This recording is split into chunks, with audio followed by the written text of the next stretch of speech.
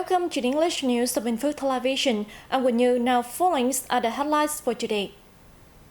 Over 21,500 officials, party members study Communist Party of Vietnam resolutions.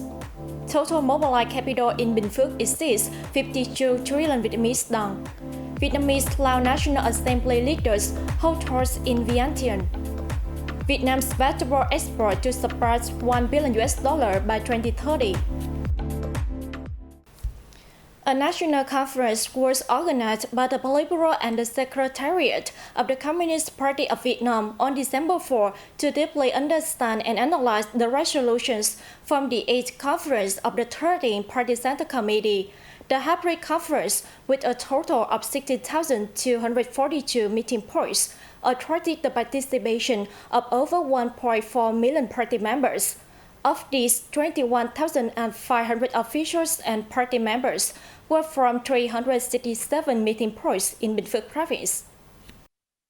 At the 8th conference, the 13th Party Center Committee issued Resolution number 42 on continuing to reform and improve the quality of social policies, meeting the requirements of building and protecting the fatherland in the new period. Resolution number 43 on continuing to promote the traditions and the strength of great national unity, building an increasingly prosperous and happy country.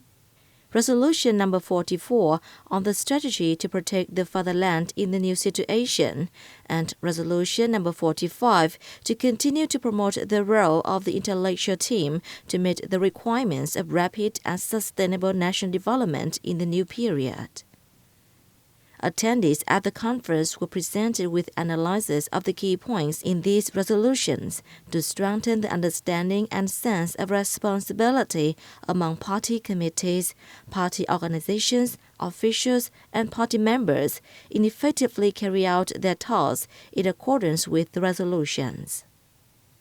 The resolutions will continue to be disseminated across agencies, localities, and levels while designing specific, practical, and effective plans and action programs for their implementation. The Binh Phuoc Department of Labor, Invalid and Social Affairs has provided updated information on human resources supply and demand to attract local workers.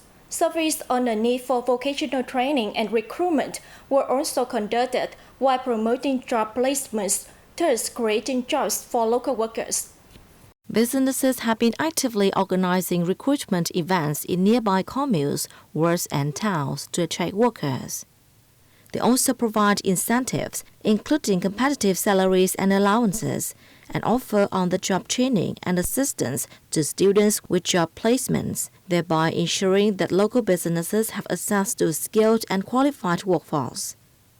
Thanks to efficient measures in the first 11 months of this year, and the province organized job consultations and vocational training for more than 13,000 people.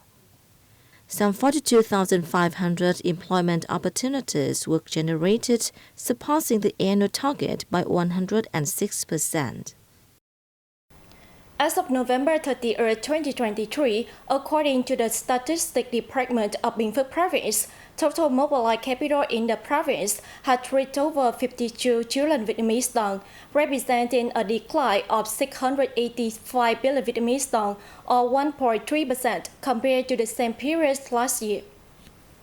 In terms of lending, estimated total outstanding credit in the province is estimated at 121.6 trillion dong, an increase of roughly 13.5 trillion dong, or nearly 13% compared to 2022. Regarding interest rates, as of November 11th, the Vietnam Dong deposit rate at local credit institutions had remained stable. The average deposit rate at commercial banks was around 5% per annum, while the average lending rate was 8.9% per annum.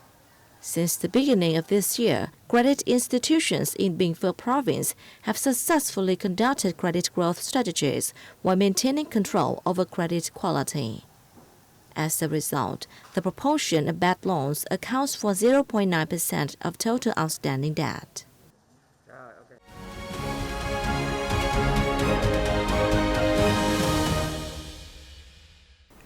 Vietnamese National Assembly Chairman Binh Phuoc held talks with his Lao counterpart, Saxophone from Vientiane in Vientiane on December 4 as part of his trip to Laos for the Cambodia-Laos-Vietnam Parliamentary Summit. The two sides briefed each other on the situation in their respective countries, the cooperation between the two countries recently, and the outcomes of the 6th session of the 9th National Assembly of Laos, and the 6th session of the 15th National Assembly of Vietnam. National Assembly Chairman Wei underlined the need for the two national assemblies to build necessary institutions and laws to make breakthroughs in Vietnam-Laos economic and trade partnership. They pledged to continue fostering parliamentary cooperation by exchanging experience in law building, institution and legal system completion, while coordinating closely in supervising the realization of high-level agreements between the two countries and preparing for important activities between senior leaders of the two sides. They also agreed to strengthen solidarity, coordination and mutual support at regional and international forums. Wei vowed that the Vietnamese National Assembly supports and is willing to provide maximum support to Laos to perform the role of ASEAN Chair and the ASEAN Interparliamentary Assembly Chair in 2024. Vietnam's vegetable export revenue is forecast to reach about $1 to $1.5 billion by 2030 under a project recently approved by the Ministry of Agriculture and Rural Development. The nationwide vegetable production is estimated at 23 to 24 million tons, with around 1 to 1.3 million tons designated for processing. Under the project, safe and concentrated vegetable growing areas with clear origin will be developed in order to meet domestic and export demand, contributing to national food security, food safety and hygiene, and improving community health. By 2030, the national vegetable cultivation is projected to cover an area of some 1.2 to 1.3 million hectares. The area dedicated to safe and concentrated vegetable production will be around 360,000 to 400,000 ha, roughly 50,000 to 60,000 of which will be for processed vegetables. Regarding the domestic market, the focus is on continuing to assist enterprises, cooperatives and households in building brands for safe vegetables. For exports, the strategy involves maintaining existing traditional markets while actively expanding into new ones. Farmers in the Mekong Delta province of Tiền Giang are busy harvesting their durians at the moment. Thanks to high selling prices, their durian trees are expected to bring in profit for 2023 of over $57,740 per hectare, or $21,777 higher than last year.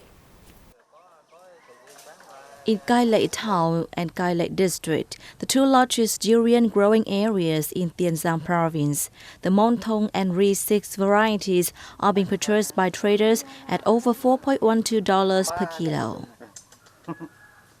According to growers, however, this is not the highest price for durians of this type, as it can be as high as $5.36 per kilo.